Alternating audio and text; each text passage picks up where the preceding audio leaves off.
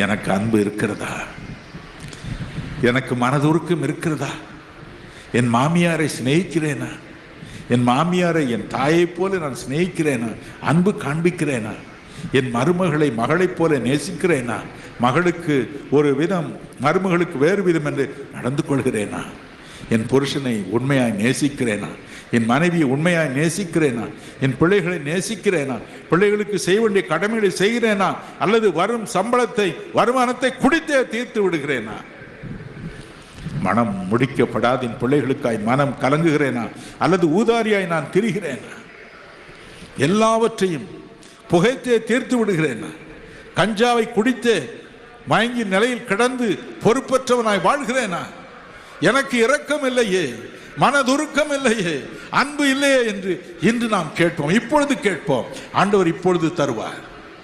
இப்பொழுது ஒரு அன்பை தருவார், இணையற்ற அன்பை தருவார், பாசத்தை தருவார், உள்ளத்தில் தருவார், குடும்பத்தில் தருவார், வேலை செய்யும் இடத்தில் தருவார், ஒரு மனதை கட்டளையிடுவார்.